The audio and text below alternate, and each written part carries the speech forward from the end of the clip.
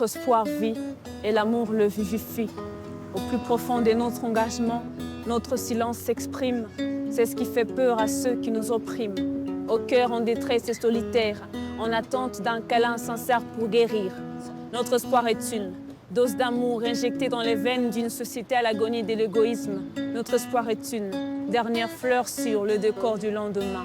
Notre espoir vibre, notre espoir vit, notre espoir vibre, notre espoir vibre, notre espoir vit, notre espoir vibre.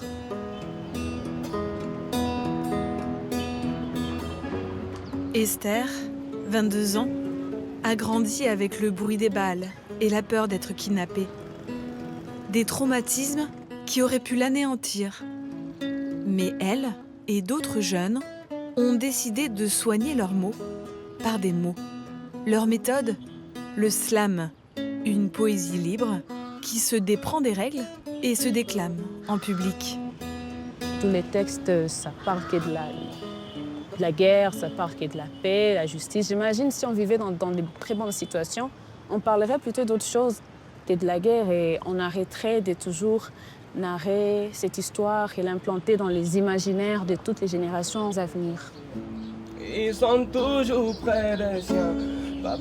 Goma, à l'est de la République démocratique du Congo. Une ville et tout un pays meurtri depuis 3 décennies par la guerre. La population civile se retrouve en première ligne. Le pays compte 7 millions de déplacés et un nombre de victimes impossible à évaluer. Ici, les exactions comme les meurtres, les viols, font chaque jour des dizaines, voire des centaines de victimes. Une guerre qui continue. Mais pourtant, depuis 6 ans, une autre histoire a commencé à s'écrire ici, au cœur de Goma. Celle du slam. Ce local est un repère pour ces jeunes artistes. Un lieu qu'ils financent avec leurs maigres économies. Chaque semaine, ils s'y retrouvent pour peaufiner leurs nouveaux textes.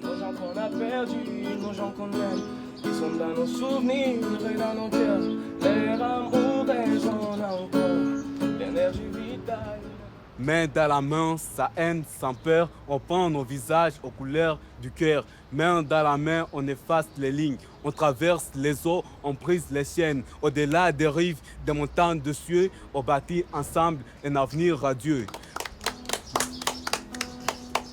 Il y a de très beaux images dans les textes. Le texte, il est trop imagé, il est captivant, il est rythmé. Je pense qu'il y a des petits soucis d'articulation. On ne captait pas si c'était main ou si c'était main dans la main. C'était un peu compliqué sinon. Moi aussi, j'ai vraiment apprécié les images qu'il y a là-dedans. Esther est l'une des premières slameuses de son pays. Le slam est pour elle un engagement politique, une manière de dénoncer l'injustice, la corruption et la violence qui étouffent son pays. Répéteurs des rêves qui tombaient à l'eau. Où sont partis ces hommes et femmes qui souriaient pleinement à la vie? Se sont-ils refusés vers les parties sombres de nos cœurs? Se sont-ils gravés dans les regards tristes des affamés de paix, dans chaque morceau d'un rêve brisé? Puisqu'ici, les futurs n'ont plus d'avenir. Des commentaires? Je trouve que l'énergie, on a commencé comme ça, on a fini comme ça. Okay. Moi, je trouve bien. C'est surtout impressionnant de lire un texte et captiver les gens comme ça. L'islam m'apporte cette confiance à soi. Surtout ça, un slameur, c'est quelqu'un qui n'a pas peur de se lancer. Lorsqu'on se rassure qu'on a réussi l'islam, c'est qu'on peut réussir autre chose. Ça nous permet de décharger l'intérieur. C'est comme si c'était une thérapie. Les langages, la façon de comprendre le mot, d'utiliser les mots, ça nous aide à nous construire ou à avoir un cadre qui nous permet de ne pas basculer dans la violence. Notre espoir vit et l'amour le vivifie. Au plus profond de notre engagement, notre silence s'exprime. Le slam joue un grand rôle dans la thérapie individuelle et collective. Ici, chez nous, nous n'avons pas l'habitude d'aller voir un psy. Ce n'est pas notre culture, aller à l'hôpital et devant un psy et lui raconter tous nos problèmes. Alors pour nous, l'islam nous permet de nous soigner personnellement. À chaque fois qu'on partage à un public, on partage notre histoire, on partage nos peurs, nous libérant de tous nos démons, de toutes nos frustrations, nous nous soignons. Et peut-être dans le public, il y a quelqu'un qui a vécu la même chose, la même histoire, qui se sent aussi soigné à partir de l'islam. Vivre à Goma, c'est vivre dans la peur permanente. Les 2 millions d'habitants sont encerclés par la guerre. Les combats qui opposent les forces gouvernementales aux rebelles du M23 n'ont jamais été aussi proches de la ville. Ces rebelles sont soutenus par le pays voisin, le Rwanda. Un conflit sur fond de ressources minières dont regorge la région, comme l'or, les diamants, le cobalt ou le coltan. Cette situation déteint sur la ville où l'insécurité et l'anarchie sont extrêmes.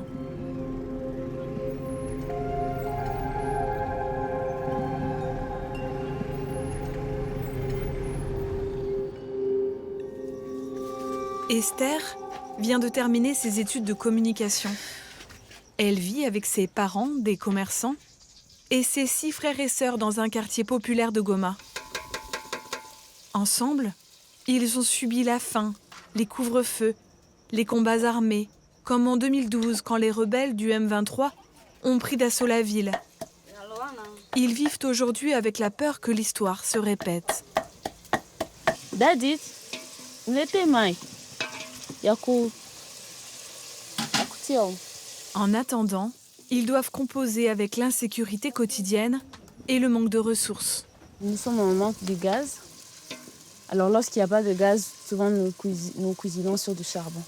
Lorsque le gaz se termine, pour en acheter un autre, il faut attendre un peu et trouver un peu d'argent. Parfois, les moyens peuvent être minimes. Voilà.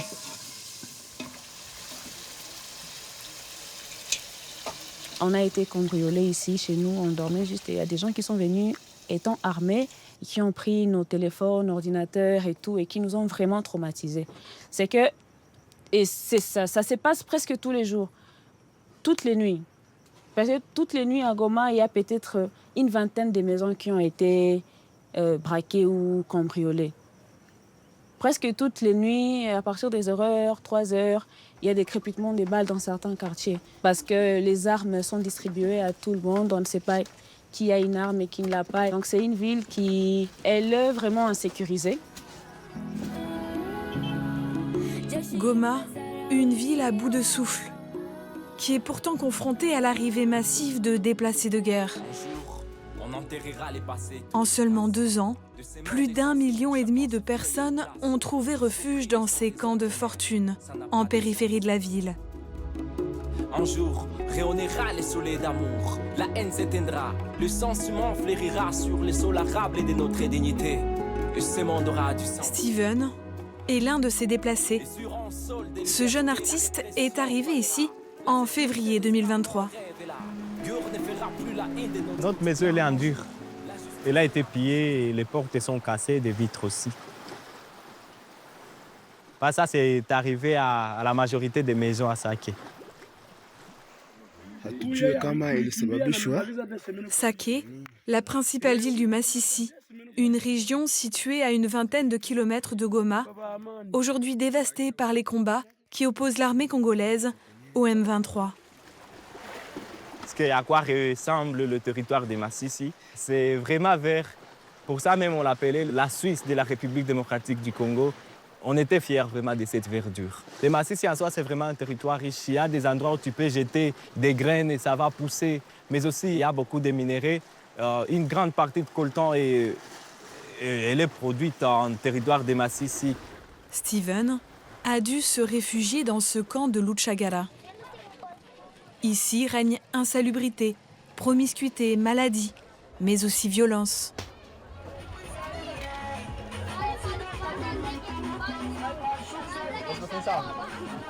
Il y a quelques mois, une bombe est tombée au milieu des tentes, faisant 20 morts.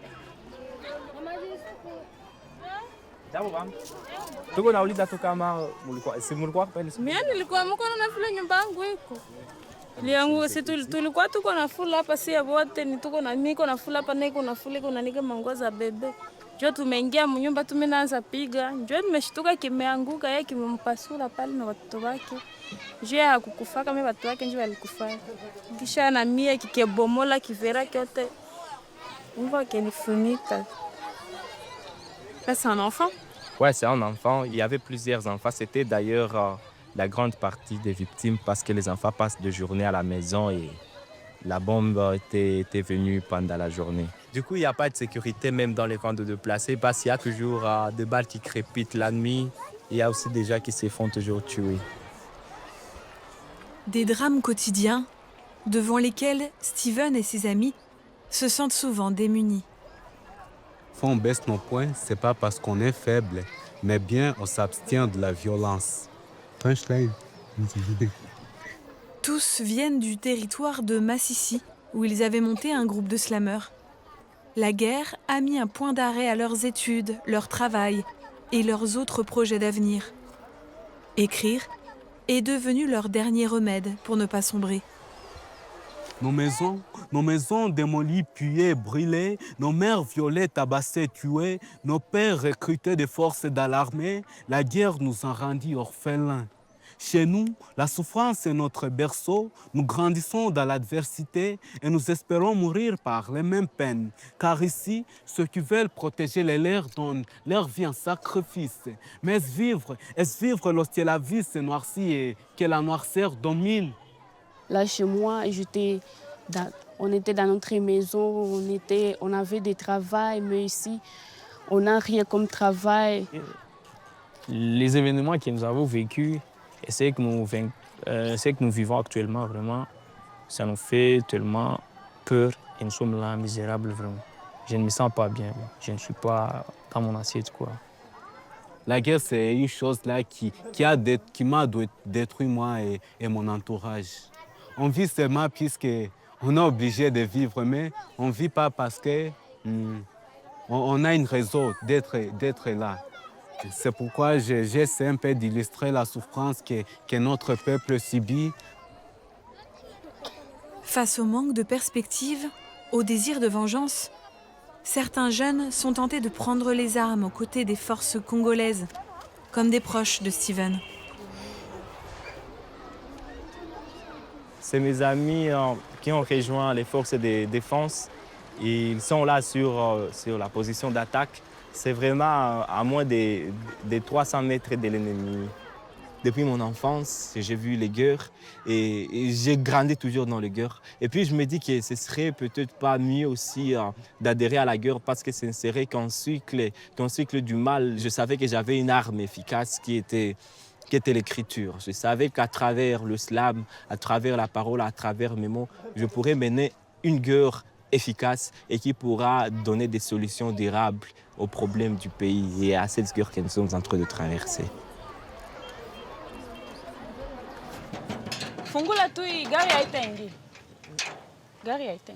Esther travaille aux côtés des déplacés. Une fois par semaine, elle anime un atelier à destination des femmes pour une ONG locale. Natosha uvivu, natia nguvu. Natosha uvivu, natia nguvu. Des femmes, souvent jeunes, sans ressources, qui avant la guerre travaillaient dans les champs. Arrivées dans ces camps, elles sont désorientées et vulnérables. Nawe safi ninjo wenye vinazowatokea mkambi na wenye vinatumaka utaendelea sana. Unafikia wewe particulièrement juu uko fiki. Me hapa hashuriki juu ukosefu wa mafuta. Ni kweli na ile kukosewa njoo kunaenda na sukuma wafie wanda wanafaa vya mbaya. Paske batalala njala mabo defwa. Abana vya kukula, abana chakula, abana nini. Atalala mabo akapata ule garso hata mwambia nyo vile jeteme nini na nini twende huku. Swati ndakuzia hata kitu fulani. Ni kujua mnawaza zile maladies sexuellement transmissibles. Mshazisikia? Zinakiaka aye. Kunyonizo zile nikakiswika ku banal. Me permite nikaudiza. Sasa unatambia kama kuko benyenye wanazipata zile maladies peut-être kushambrase. mavua ziko za mingi, lakini voa yenye iko sana yenye inapitishaka magonjwa mbio mbio ni voie sexuellement transmissible. Certaines communautés pensent que c'est tabou de parler du sexe, que c'est tabou de parler du sida, de parler des autres maladies. Et cette sensibilisation est d'une importance capitale parce qu'elle permet de tenir informés, en tout cas les jeunes sont informés et ils sont prévenus et se protègent surtout contre les maladies sexuellement transmissibles. Faire connaître le quotidien silencieux de ces femmes est l'un des souhaits les plus chers d'Esther. Chaque soir, elle met en mots ses pensées, ses impressions. L'écriture l'accompagne depuis son plus jeune âge. Ces carnets, je l'utilise parfois pour y noter mes idées, voilà, des textes. Parmi ses sources d'inspiration, ce livre de Denis Mukwege, ce gynécologue congolais qui a obtenu le prix Nobel de la paix en 2018 pour son travail aux côtés des femmes victimes de viol. À ma mère, ma femme, mes filles et mes sœurs, à toutes les victimes de violences sexuelles. Il y a des histoires vraiment intéressantes et captivantes qui font à la fois pleurer et qui rallument encore cette envie de plaider pour la cause des femmes. Ce qui m'est venu en tête, c'est ce qu'est la fille en RDC, comment est-ce qu'elle est traitée. Et le titre, c'est « Je suis la fille ». Je suis la fille des excommuniés, la femme des pécheurs au filet vide, les cris après chaque viol. Le viol a un fléau au Congo. Rien que dans la province du Nord Kivu, Médecins sans frontières recense plus de 2 victimes par heure.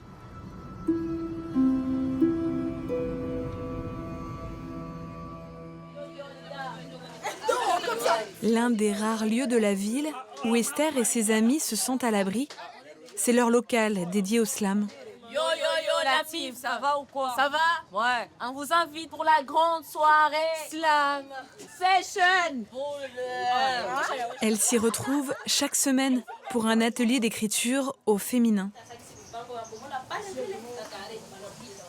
C'est l'histoire d'une vie qui n'attend que la mort pour être apaisée, celle d'une nuit qui porte conseil, ou pardon malheur, car même les repos en paix n'arrivent plus à se reposer. C'est cette envie de nexter quelques séquences indignes qui mettent notre courage en pause, l'impression qu'à chaque fois qu'on enterre nos frères, c'est surtout nos cœurs qui se détériorent et se décomposent. Poétesse de lumière au pays de malheur, portesse des monts d'amour, de folie, voyageuse au pays de l'ironie, bénie mais à l'agonie. Libre, libre comme de la soie, je survole les terres en détresse. Je tresse la joie sur le tête des déprimés, je sème le grain d'amour dans un cœur déchiré. Toutes étudient. Une chance dans un pays où le taux d'analphabétisme est 2 fois plus important chez les femmes que chez les hommes. La moitié des filles ne va toujours pas à l'école et plus de 40% d'entre elles sont mariées avant 20 ans. En tant que femme, qu'est-ce qu'on t'a déjà interdit les si grave, toi, en tant que femme? Genre, je ne peux pas prendre la parole au milieu des hommes, des trucs comme ça, tu vois. Chez toi, dans ta famille? Ouais. Dès les bas âges, on nous apprend que la femme doit être soumise, doit suivre les règles, doit être obéissante. La femme doit s'occuper de la famille, ne doit pas aller à la compte des ordres de son mari. C'est ça ce qu'on grandit à s'en en fait. Beaucoup de garçons ont peur de femmes qui font le droit. À plus forte raison, celles qui font le slam. Ils ont peur parce qu'ils pensent que nous sommes plus cultivés et nous ne sommes pas faciles à aborder et à se faire manipuler. Bon, c'est bien de se marier, mais lorsqu'on ne pense qu'à se marier, mais qu'est-ce qu'on pense pour son avenir? Donc, les rêves sont limités lorsqu'on est ordinaire et c'est notre combat à nous faire partie de ces femmes qui ont autant contribué pour leur communauté, pour la RDC, pour l'Afrique, que parmi nous, il y ait des femmes avocates, qui est des médecins, qui est journalistes, qui est des juristes, qui est des techniciennes, voilà, pour que nous puissions sortir de l'ordinaire et servir d'exemple, épater le monde. Pensez à sa carrière, mais pensez aussi à la relève. Pour Esther et Steven, le slam est une arme qu'ils tiennent à transmettre. Chaque semaine, ils se relaient bénévolement dans des écoles de Goma pour initier les élèves. Grâce à leur engagement, en l'espace de 6 ans, leur collectif a déjà formé au slam près d'1 millier de jeunes. Bonjour les amis. Bonjour. Bonjour. Est-ce que vous allez bien? Ah, ça va vraiment? Si ça va, faites juste marre ces applaudissements pour... Alors moi, ce que je veux voir, c'est de l'énergie, d'accord? Qu'il y ait de l'énergie. N'ayez pas honte, n'ayez pas peur.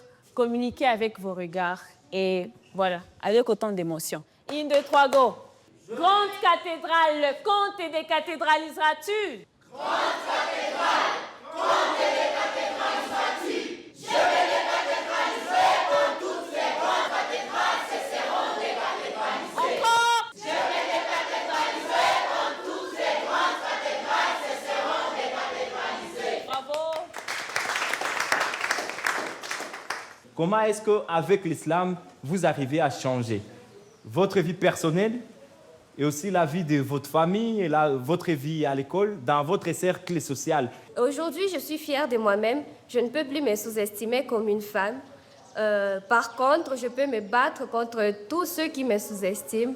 C'est ça ce que l'islam m'a beaucoup aidé. On parle quand même de ce qui ne va pas, de ce qui va et tout ça. De cette manière-là aussi, on contribue à cette recherche de la paix. Je dépose cette arme, elle fait peur à la paix. Je reprends ma plume pour encore l'appeler, Merci. Je crois en vous, je crois en la liberté, je crois en la paix, je crois aussi en la justice. L'espoir est peut-être épileptique, mais il n'est pas mort. Il nous faut le réveiller avec nos vers, nos plumes et surtout avec la rage de nos poitrines.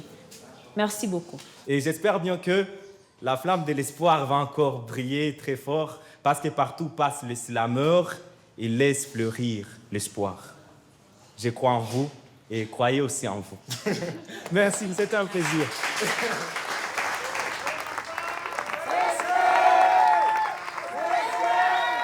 Les soirées slam rassemblent désormais des centaines d'artistes et de curieux à Goma. Le rêve d'Esther serait désormais de porter la voix du Congo au-delà des frontières dans des compétitions internationales de slam. Mais pour le moment, elle continue son combat. Insuffler de la poésie dans les veines d'un pays malade, dans l'espoir qu'un jour, sa jeunesse le sauve. Architecte de la paix dans une région secouée par les tourments des conflits. Où sont ces hommes, ces marchands des rêves et des réveils et surtout ceux qui ne trafiquent point l'espoir? Karibu kwetu we, karibu kwetu we, karibu kwetu we. Karibu kwetu we, karibu kwetu we, karibu kwetu we. Encore. Karibu kwetu we, karibu kwetu we, karibu kwetu we.